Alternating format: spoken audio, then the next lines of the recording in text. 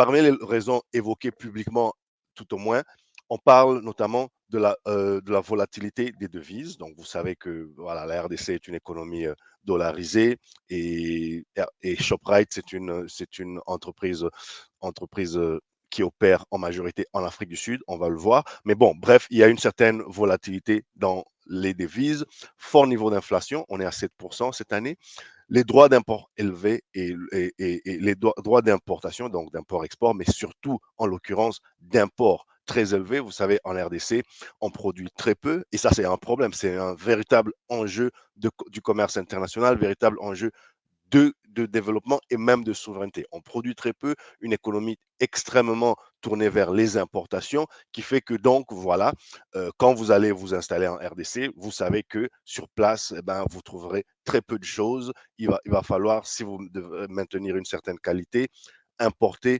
extrêmement votre marchandise, votre stock, vos matières premières.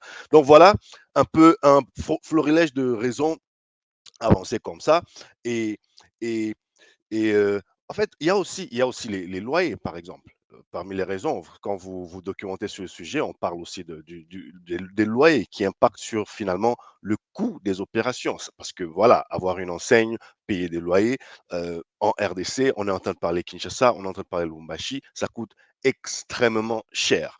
Alors, il y a aussi des raisons sociales, les amis. On est en train de parler par la classe sociale. Et ça, c'est un phénomène qui se voit presque à travers l'Afrique, j'ai même envie de dire à travers le monde. Il y a la classe sociale qui est en train de disparaître, la classe moyenne de la population qui est en train de disparaître. La population est en train de se paupériser. La classe moyenne est en train d'être tirée vers la pauvreté, vers le bas, et ceux qui étaient déjà pauvres rentrent vraiment genre dans la sous-pauvreté. C'est terrible ce qui est en train de se passer à cause évidemment des grands agrégats économiques que je venais de mentionner. Il y a l'inflation, il y a beaucoup de... Les eaux internationales sont un peu mouvementées en ce moment. Et, mais ensuite aussi le climat des affaires. Alors, climat des affaires, on parle de situation politique et même de l'attitude des responsables locaux. Dites-moi déjà si vous en savez plus, dites-moi déjà si vous avez une certaine vision assez proche de tous ces événements. C'est quelque chose que vous avez vu venir? Dans quelle mesure? Est-ce que c'est quelque chose qui est bien pour notre société? Est-ce que c'est quelque chose qui est bien ou qui aurait pu être évité?